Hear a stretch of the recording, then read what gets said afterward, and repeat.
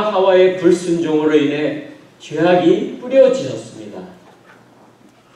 그래서 그들의 자녀들 가운데 매우 비참하고 패역한 결과가 왔습니다. 가인과 아벨 형제가 하나님께 제사를 드렸을 때 아벨의 제사는 하나님께 받아들여졌고 가인의 제사는 거부되었습니다. 가인은 분노했습니다. 아벨이 미웠습니다. 사실은 하나님이 미운 거죠. 자기의 제사를 받아주지 않으신 하나님에 대한 분노가 애꿎은 동생에게 부어집니다.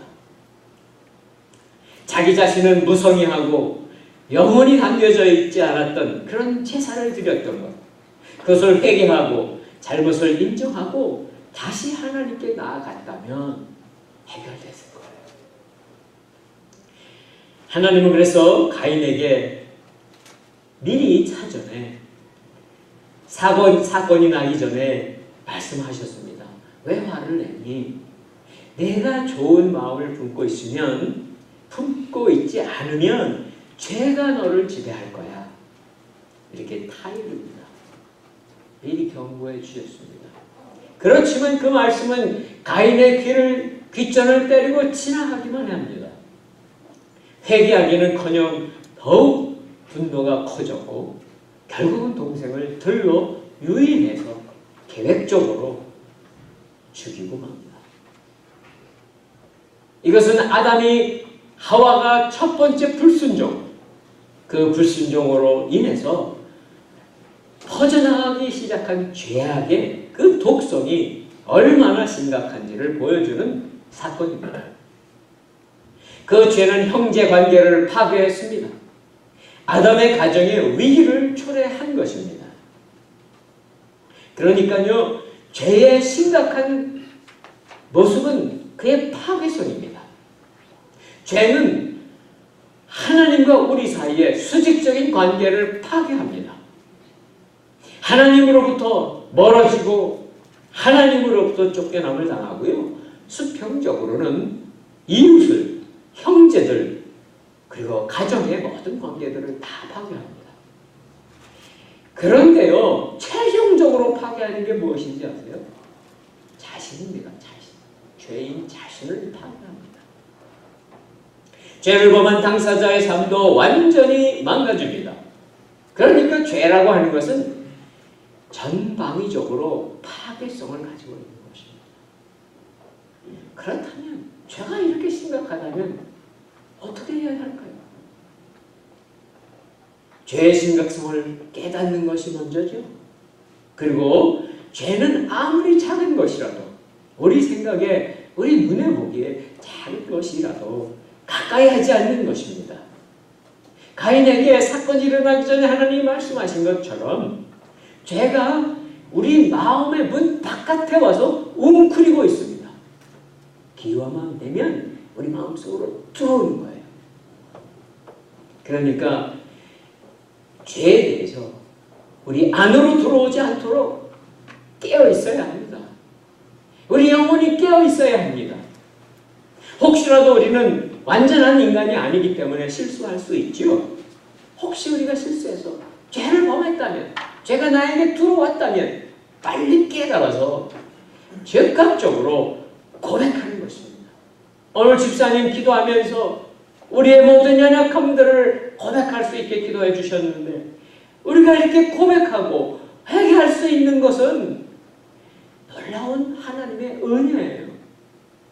우리의 힘으로는 할 수 없는 것입니다. 하나님께서 우리에게 깨닫게 해주시고 회개할 수 있는 능력을 주실 때만 그런 일이 일어나죠. 그러니까 우리는 깨어 있어야 하고, 작은 죄가 우리를 툭 타고 들어올 때에 그 죄가 자라나지 않도록, 커지지 않도록 내쫓아야 됩니다. 바로 우리의 힘이 아닌 예수 그리스도의 이름의 권세, 예수 그리스도의 힘을 내쫓으셔야 됩니다.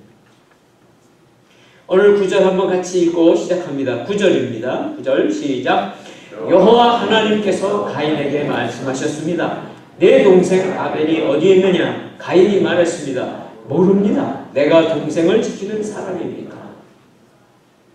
하나님께서 동생을 죽이고 시침이 뚝 떼고 있는 가인을 찾아오십니다. 묻습니다. 내 동생 아벨이 어디 있느냐? 하나님께서 아벨이 지금 죽은 것도 모르시고 어디에 묻혀 있는지도 모르셔서 모르시는 것일까요? 아닙니다. 그런 질문이 아닙니다. 하나님께서는 가인의 음모를 꾸밀 때부터, 꾸미기 전서부터 알고 계셨죠. 처음서부터 지금까지 상황을 다 알고 계신데도 불구하고 이렇게 물으신 거예요. 내 동생 아벨이 어디 있느냐? 이 질문에는 그 의미가, 또 다른 의미가 그 속에 담겨져 있습니다. 두 가지를 알고 싶습니다. 첫째는 아벨은 이미 죽었잖아요. 사라졌잖아요. 존재하지 않잖아요. 사람들은 한 사람의 죽음이 그의 모든 것의 끝이라고 생각합니다. 우리는 때로 우리에 가까운 부모님이나 친족, 친구들이 떠났을 때에 그것이 끝이라고 우리는 생각할 때가 많습니다. 그런데 오늘 하나님은 그렇게 생각하지 않는다는 거예요. 하나님은 한 생명이 죽는다고 끝이 아니라고 말씀하고 계신 거예요. 이 질문을 통해서. 모든 인간의 생사 하나님께 달려 있습니다. 그래서 살든지 죽든지 하나님 앞에 있는 거예요. 숨을 수 있는 존재가 아니라는 거예요. 때로 사람들이 그렇게 생각하죠. 내 목숨은 내 거야. 이 힘든 세상을 내가 어떻게 사느니, 힘들게 사느니 그냥 끝낼 거야 하면서 스스로 목숨을 끊는 그런 일이 있습니다. 그렇지만 그렇게 한다고 해서 문제가 해결되는 것이 아닙니다. 우리는 살고 있으나 죽었으나 모두가, 모든 사람이 하나님 앞에 서 있는 존재임을 잊지 마시기를 바랍니다.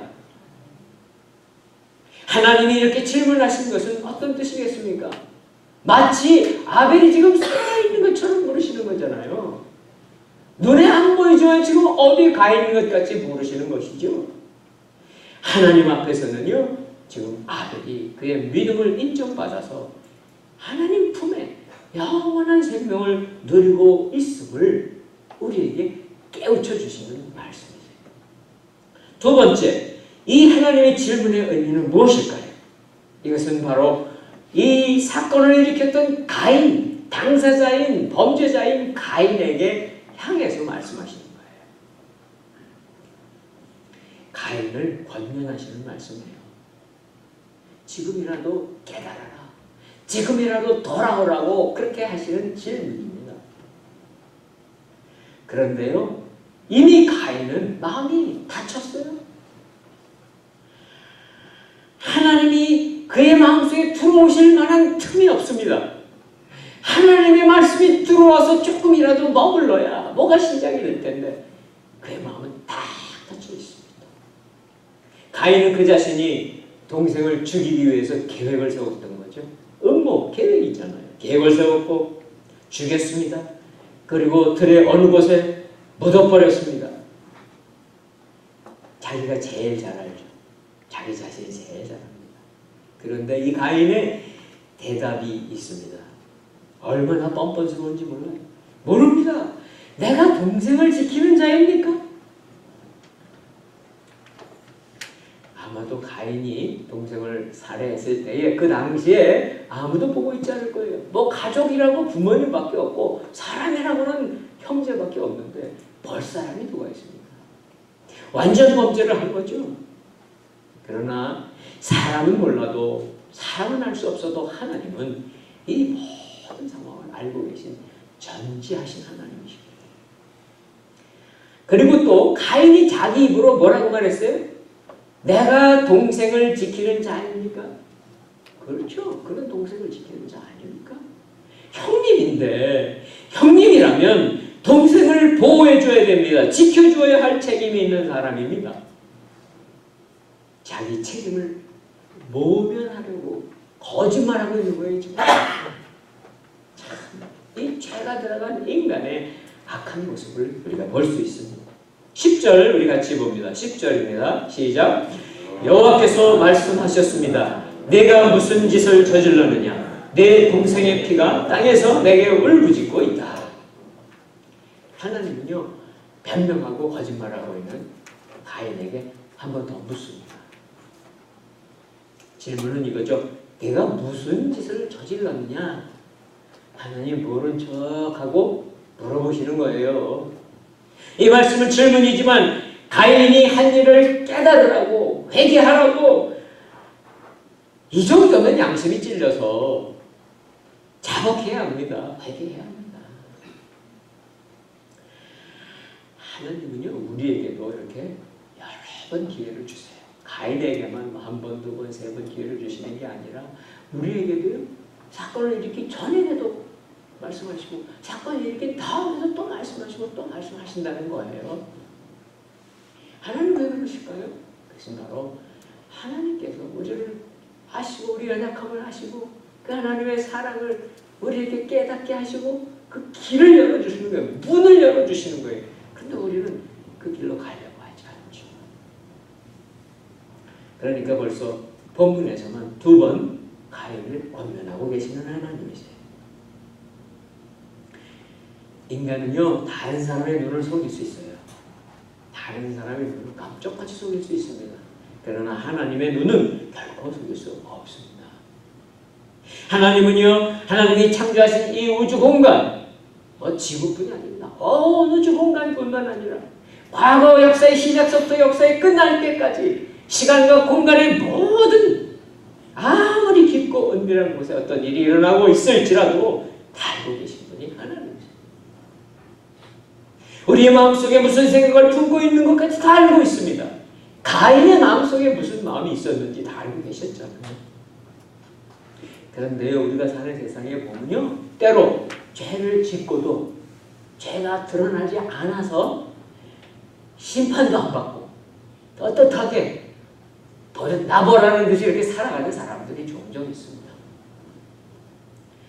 세상에서는 그들의 죄가 드러나지 않았을 수 있습니다.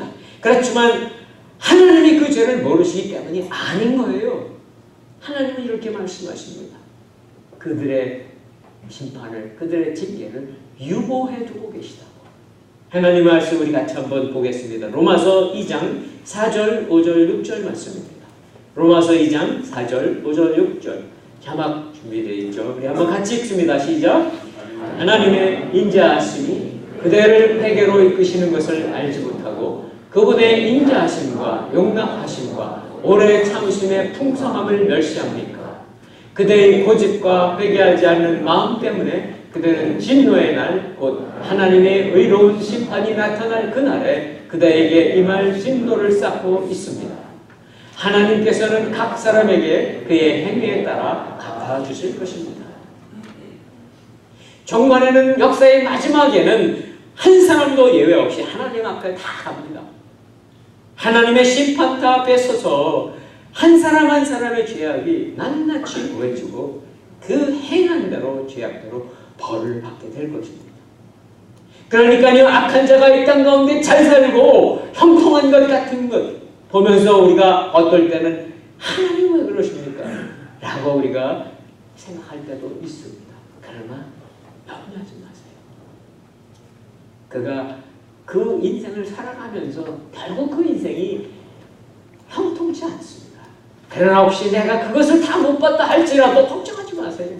하나님께서 반드시 벌하시는 것을 성경은 기록하고 있기 때문에 그렇습니다.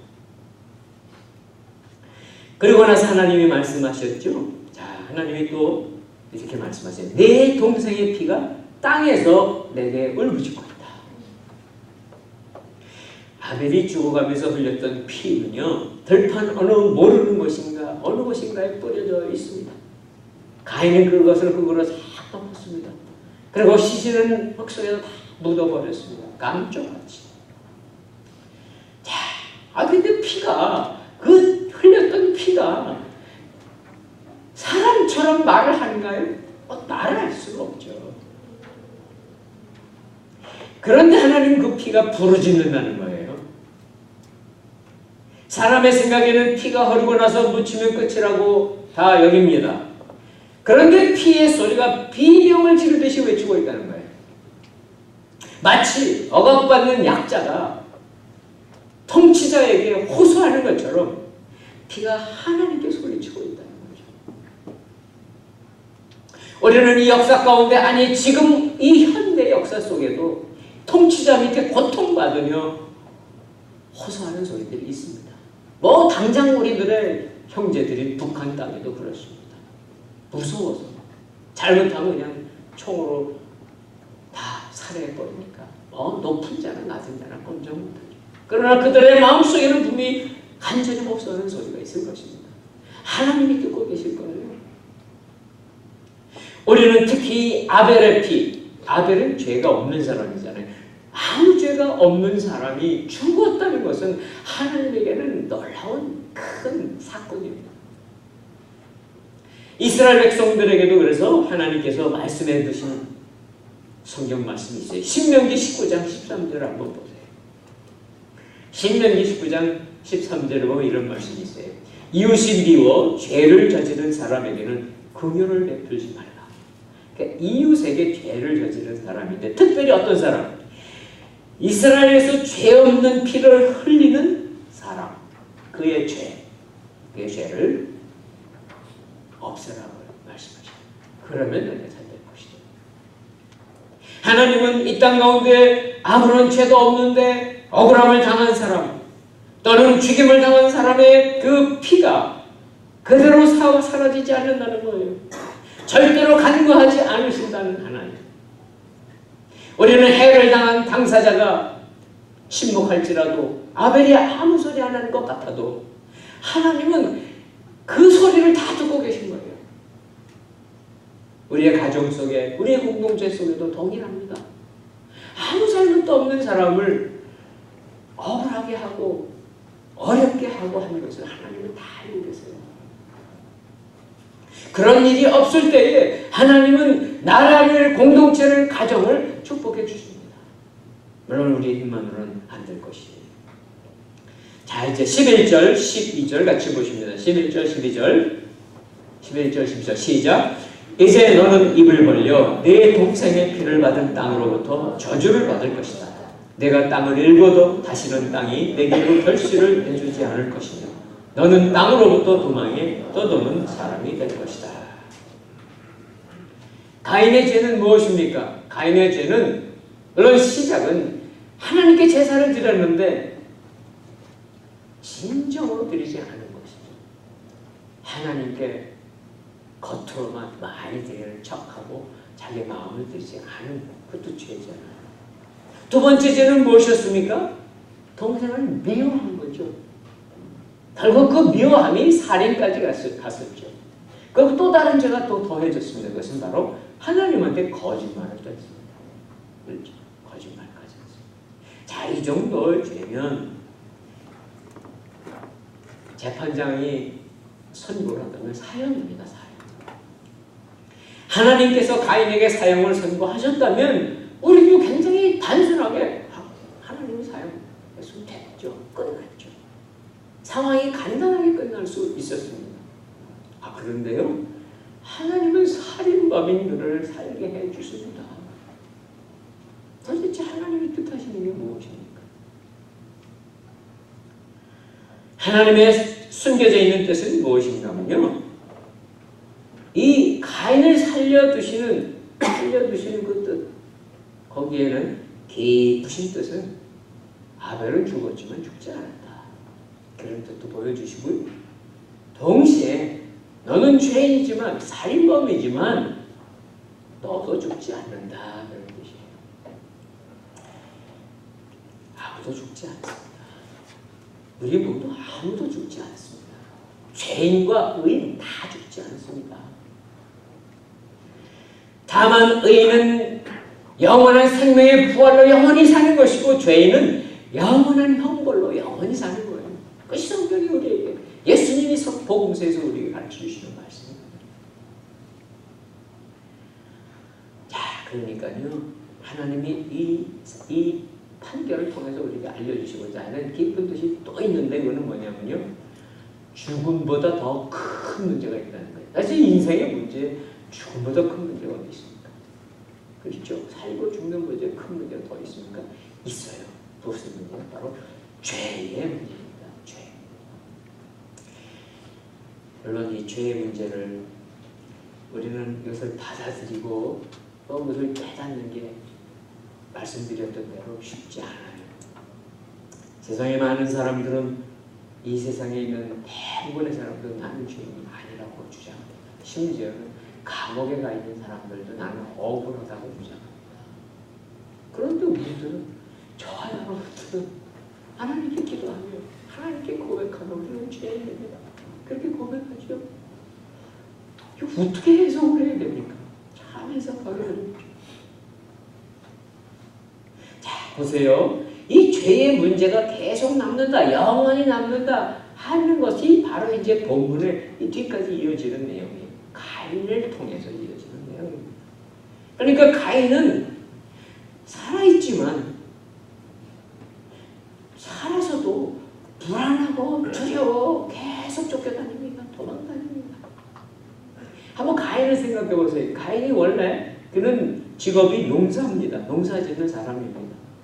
그가 농사 짓던 땅은요, 씨를 뿌리고 과일나무가 자라고 항상 애쓴 것만큼 소출이 있었던 그런 땅이었습니다. 풍성한 양식, 풍성한 곡식이 있었던 땅이에요. 그런데 이제 동생을 죽인 그 피가 흐른 땅의 저주로 인해서 그 땅에 아무리 땀 흘리고 아무리 씨를 뿌려도 열매가 맺히지 않습니다. 농사 짓던 사람이요, 농사꾼인데 농사 짓던 사람이 자기의 마음을 쏟고 자기의 정을 들였던 그 의지했던 땅에 더 이상 아무것도 만들어지지 않는다면 그 사람은 얼마나 힘들겠습니까? 저와 여러분들이 직업이 있습니다. 여러분이 가지고 있는 직업 속에 수고하고 애쓰고 아무리 일했는데 여러분이 수고한 만큼 열매가 있고 수고한 만큼 성과가 있어야 되죠. 대부분 그렇습니다. 그런데 이 죄라고 하는 존재가 가인을 어떻게 만드는가? 아무리 수고해도 아무것도 거두지 없는 인생이 되고 말았다는 거예요. 그뿐만 아니라 그런 이곳저곳으로 떠돌아다니는 도망하는 신세가 되고 말았습니다. 이제 가인은 무엇을 의지하고 살아야 되겠습니까? 살아있지만 쫓겨다니고 불안하게 살고 있는 그 삶 자체가 창살 없는 감옥이에요. 창살 없는 감옥. 어떻게 보면은 그냥 한번 사형 딱 당하고 한 번에 끝나는 게 낫을지도 모를 정도라는 거예요. 바로 이것이 죄의 결과가 얼마나 끈질기고 범죄자 그 자신을 얼마나 파괴하는가를 보여주는 증거입니다. 그러니까 가인은 죽으려고 해도 죽을 수가 없어요. 삶이 얼마나 끈질긴 것이고 생명은 인간 마음대로 할 수 없다는 것, 그것을 알려주고 계시는 하나님. 자, 그러면 가인이 이 징계를 어떻게 받아들일까요? 다 제대로 받아들이고 있을까요? 그렇지 않습니다. 13절, 14절 같이 읽습니다. 13절, 14절 시작. 가인이 여호와께 말했습니다. 보십시오. 제 벌이 너무 무거워 견디기 어렵습니다. 오늘 주께서 저를 이 땅에서 쫓아내셔서 주의 얼굴을 볼 수 없게 됐기 때문에 제가 이 땅에서 도망에 떠도는 사람이 될 것입니다. 저를 만나는 사람들은 모두 저를 죽이려 들 것입니다. 사형당에 마땅한 사람을 살려주셨다면 깨닫고 회개해야 됩니다. 그런데 가인은 계속 불평하고 있죠. 어떻게 불평합니까? 하나님께 불평하는 거예요. 여호와 하나님께 보십시오. 보십시오. 뭘 잘했다고 이렇게 얘기할까요? 우리는 잘못해도 그래서 불평할 때, 불만할 때 막 따지지 않습니까? 그러니까 이 하나님한테 보십시오 하는 거는요, 이건 하나님께 하는 말이 아니라 옆집 아저씨한테 하는 말이에요. 아저씨 보십시오. 자신의 죄가를 생각한다면 따지기보단 진정으로 참회하고 그저 살려주셔서 감사합니다. 이런 걸 달게 받겠습니다. 해야 할 텐데 불평불만이 많습니다. 내게 주신 이 벌이 너무 무겁습니다. 무거운 건 사실 진실이죠. 불평하고 있는 거예요. 그런데요, 이것은 가인의 모습뿐만 아니라 이 세상에 있는 모든 감옥에 가 있는 죄인들, 아니 죄인이라고 비난받는 사람들의 공통점이에요. 죄의 심각성을 깨닫지 못한 거예요. 죄가 얼마큼 심각한가 깨닫지 못하고 항상 억울하다고 합니다. 항상 억울하다. 뭐 그럴 수 있죠. 내가 잘못한 것은 하나인데 매를 5대 맞았다, 10대 맞았다. 그럼 애들도 마찬가지잖아요. 그러니까 여러분들이 부모님으로 애들을 혼내킬 때 너 한 대 맞을 거야, 2대 맞을, 몇 대 맞을 잘못을 했어. 만일 애가 저를 한 대만 때리세요. 그러면 애하고 서로 관계 나빠질까?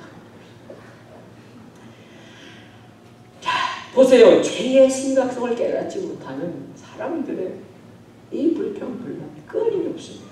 그리고요, 또 이 특이한 것이 나타납니다. 14절에 보세요. 14절에 보면 가인이 이 본문만 봐서는 조금 우리가 오해할 수 있는 이런 게 나오는데, 하나님을 주께서 또 주의 얼굴을 그렇게 부르고 있어요. 그러니까 오호, 가인이 좀 하나님을 주님으로 받아들이나?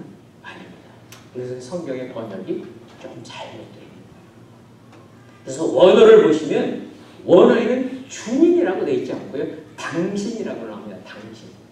당신입니다. 그러니까 당신을 우리가 2인칭으로 생각할 때는 뭐 우리 여보 당신 할 때 쓸 수도 있죠. 뭐 서로 따질 때 당신 하잖아요. 물론 3인칭으로 쓰면 하나님께도 그분이 대신에 당신 이렇게 쓰기 있습니다. 이 본문에는 대놓고 하는 거예요. 당신. 그죠? 주님 아닙니다. 가인은 하나님을 진정 자신의 삶을 주장하는 주님으로 생각한 게 아니에요. 삶의 주관자를 여긴 게 아니에요. 당신입니다. 당신. 하나님의 추방 결정이 더 이상 이제는 확실하니까 이제 더 이상 뭐 돌이킬 수 없으니까, 그러니까 이제 따지기 시작하는 거예요. 가인의 마음에 하나님에 대한 섭섭함을 보여주고 있죠. 그리고 또 서서 한 게 있다면 여기 보면 이제 14절에 오늘이라는 말이 맨 처음에 나오죠. 오늘 같은 날은 좀 야단치지 마셔야죠. 우리가 보통 이렇게 부부싸움 하다가도 그런 일이 있죠. 오늘이 무슨 날인데, 뭐 결혼기념일인데 싸우지 않습니까? 그런 일 하지 마세요. 오늘 가인이 그런 거예요. 오늘 왜 이렇게 하십니까? 이것은 하나님의 형벌에 대해서 따지는, 후회하지 않고 따지고 있는, 어떻게 보면 적반하장의 모습을 보이고 있는 가인의 모습인데, 이게 바로 죄가 들어가서 그런 거예요. 죄. 자, 그리고 또 가인이 말하는 게 굉장히 그럴듯한 말인데 사실은 틀린 게 있어요. 그것은 무엇입니까? 하나님이 나를 쫓아내서요, 다른 데 있으니까 하나님의 얼굴을 볼 수 없다. 하나님의 얼굴을. 아니 언제쯤에 하나님의 얼굴을 찾았다고 가인이. 그렇죠? 하나님의 얼굴은 우리가 찾는 것이 아닙니다. 내가 주도적으로 하나님의 얼굴을 찾을 수 있는 능력이 우리 안에는 없고요. 하나님이 주도적으로 하나님의 얼굴을 우리를 향해서 비춰주시는 분이세요. 어떻게 아시냐고요? 민수기 6장 보셔야 돼요. 민수기 6장 비춰주세요. 자막을. 민수기 6장 25절, 26절입니다. 우리 한번 같이 읽습니다. 시작. 여호와께서 그 얼굴을 내게 비추시고 내게 은혜 베푸시기를 비노라. 여호와께서 그 얼굴을 너를 향해 드시고 내게 평강을 주시기를 비노라. 이것은 대제사장이었던 아론의 기도입니다. 축복 기도죠. 하나님은요, 마치 태양빛이 이 지구를 비추는 것처럼 계속 비추시고 끊임없이 비추시는 분이시는 거예요. 다만 우리의 마음에 눈이 닫혀 있습니다. 우리 마음이 닫혀 있기 때문에 그 빛을 우리가 받지 못하는 것뿐이에요.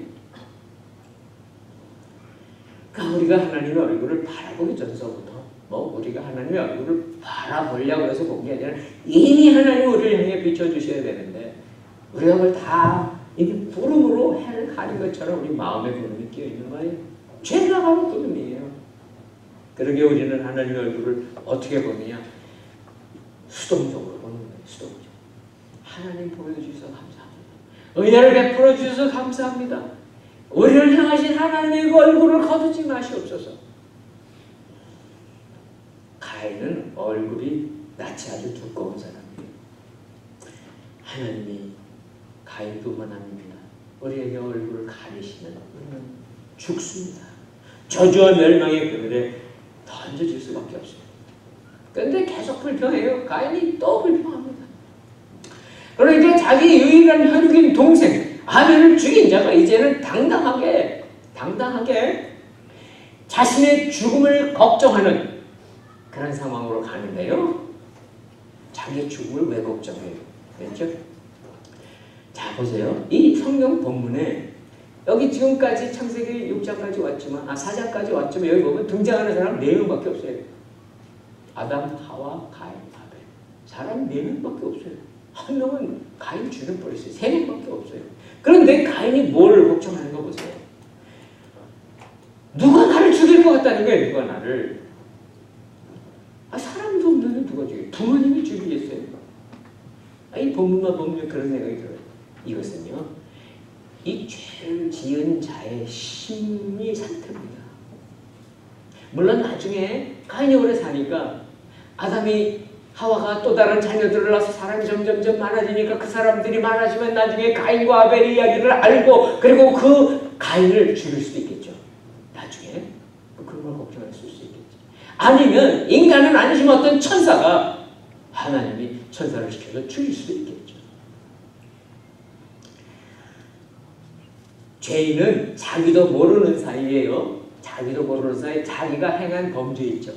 자기가 행한 범죄, 작은 범죄든 큰 범죄든 그 동일한 복수를 자기가 당할 것이라고 하는 두려움이 다 있어요. 다 두렵습니다. 그러니까 이게 바로 죄의 파괴성이요, 죄의 올간이에요. 이 죄는 그렇게 나타나는 거예요. 자, 그러면 이렇게 불만투성이 가인에게 하나님이 어떤 조치를 취하실까요? 15절 우리 같이 읽도록 하십니다. 15절 시작. 여호와께서 그에게 말씀하셨습니다. 그렇지 않을 것이다. 누구든 가인을 죽이는 사람은 7배로 복수를 당할 것이다. 그리고 여호와께서 가인에게 한 표를 주셔서 누구를 만나든 그가 가인을 죽이지 못하게 하셨습니다. 가인이 나를 만나는 사람들이 모두 저를 죽일 것 같습니다. 강박증세죠. 그런 일이 있지도 않고 앞으로 생기지도 않을 텐데 사람들이 두려워하는 일이 얼마나 많습니까? 저와 여러분들이 두려워하는 일이 얼마나 많습니까? 물론 당장 내 몸이 아프고 병이 들어있다면 염려하는 거 당연합니다. 근심하는 거 당연합니다. 근데 우리는 멀쩡한데도 그런 일이 생기지도 않는데도 이 닥칠 것이라고 염려하고 두려워하는 게 한번 이렇게 들어오기 시작하면 어쩔 줄을 모르는 상태에 가는 것. 그 현대인이에요. 이 복잡한 세대 속에 사는 현대인의 모습이에요. 그러니까 죄 때문에 죄 때문에. 죄는요, 자기가 범했잖아요. 가인이 자기가 죄를 졌죠. 그런데도 자기 스스로 두려워할 수밖에 없는 우리의 실존이에요. 인간의 죄. 잠언 28장 1절은 이런 말씀이 있습니다. 잠언 28장 1절 한번 비춰보세요. 제가 읽겠습니다. 악인은 누가 따라오지 않아도 도망치지만 의인은 사자처럼 당당하다. 우리말에도 있습니다. 우리말에도 있죠? 뺨 맞은 자는 편히 자지만, 그렇죠? 때린 자는 발 뻗고 못 잔다. 우리 속담이잖아요. 세상에 물론 철면피 같은 사람이 있습니다. 그렇죠? 때려놓고도 뻔뻔하고 계속 큰 소리 치는 사람이 있긴 있습니다. 자, 그럼 하나님이 가인을 어떻게 하실까요? 이 불평 가득한 호소를 들으신 하나님은 그럼에도 불구하고 이것이 바로 하나님의 신비입니다. 우리가 이해할 수 없는 하나님의 신비하심. 그럼에도 불구하고 확실한 안전장치를 허락하십니다. 죽어도 되는데, 걱정하다 죽어도 되는데, 하나님이 어떤 하나님이신가 우리에게 가르쳐 주세요. 그래서 가인을 죽이는 사람은 7배, 7배로 복수를 당하게 할 것이라고 약속하시면서 그 증거로 표를 하나 주십니다. 표, 암에 와서 밥 펜지, 또는 이마에 표를 줬는지 그건 성경에는 없습니다. 여러 해석을 하긴 하죠. 분명한 그걸 딱 보이면 아무도 꼼짝 못하는 그런 표를 주시는 거예요. 절대 아무도 그에게 복수하지 못합니다. 가인은 하나님으로부터 그런 은혜를 받을 자격이 있습니까? 그럴 자비를 받아 마땅한 존재입니까? 아니죠. 하나님과 아무 상관도 없이 자기 생각대로 자기 마음 내키는 대로 제사 드렸고 자기가 미워하는 대로 살인했던, 그러고도 또 하나님은 기회를 여러 번 주셨잖아요. 살인하기 전에도 기회 주셨고 살인한 다음에도 돌이킬 기회를 주셨는데 돌이키지 않았던 거예요. 그래는 계속 불평하고 있습니다. 만약 여러분이 하나님이셨다면 어떻게 하시겠어요? 어떻게 하시겠어요? 우리 하나님은 극악한 죄인에게도요 오래 참으십니다. 참 오래 참으십니다. 끝까지 은혜를 베푸시는 자비로우신 하나님이에요. 얼마나 감사한지 몰라요. 얼마나 감사한지 몰라요. 그런데요 우리가 그 감사와 그 은혜를 종종 우리가 그걸 오용합니다. 남용합니다. 시편 108편 4절 우리 한번 같이 읽어볼까요? 시편 108편 4절 우리 같이 읽습니다. 시작. 주의 인자는 커서 하늘보다 높고 주의 진리는 구름까지 이릅니다. 우리가 그 하나님의 크신 사랑을 셀 수가 없습니다. 잴 수가 없습니다. 얼마나 하나님의 수가 무궁무진한 줄은 알 수 없습니다. 그리고 그 깊은 하나님의 중심에는 사랑이 있습니다. 우리를 만드신 하나님, 우리를 하나님의 형상과 모양으로 만드신 하나님의 작품을 향한 그 크신 사랑, 거두시기 어려운, 그냥 거두실 수도 있고 그냥 내동댕이 칠 수도 있는데 또 다시 찾으시고 또 돌아오시는 그 하나님의 사랑이 이 가인같이 약한 자들에게, 아니 오늘날 이 땅에 하나님 모른다고 하나님 없다고 주장하는 사람들에게도 오늘도 동일하게 하나님은 그들을 찾아서 가르치고 계십니다. 아마 여러분들이 하나님의 팔이 되어야 할지도 모릅니다. 여러분들이 그런 하나님의 손과 발이 되어야 할지 모릅니다. 가인은요 어떤 사람인지 아세요? 이제 가인의 후예들, 가인의 후손들 이야기를 우리가 한두 번 더 나눌 텐데요. 가인은요 하나님하고 아무 상관없이 살아가는 그런 사람들의 대표자예요. 그러니까 인본주의자들의 대표자예요. 그러나 이 땅 가운데 살아가는 수없이 많은 인본주의자들, 그들과 같이 우리는 살 수는 없습니다. 어떻게 사시겠습니까? 사랑하시는 성도 여러분, 우리는 어떻게 살아야 합니까? 하나님의 은혜가 계속 부어주고 있다고, 아니 약한 사람들도 그냥 멀쩡하게 잘 살고 있다고 그거 보면서 나는 괜찮겠지, 계속 끝까지 그렇게 세상 사람들 같이 살 수는 없습니다. 우리는 하나님의 사랑을 그 빛으로 계속 받아가시면서 하나님의 그 깊은 마음속에 우리가 들어가야 합니다. 그리고 하나님의 뜻을 따라서 하나님이 주시는 길을 따라 살아가시는 하나님 중심 신본주의로 살아가시는 저와 여러분 되시기를 주님의 이름으로 축원합니다.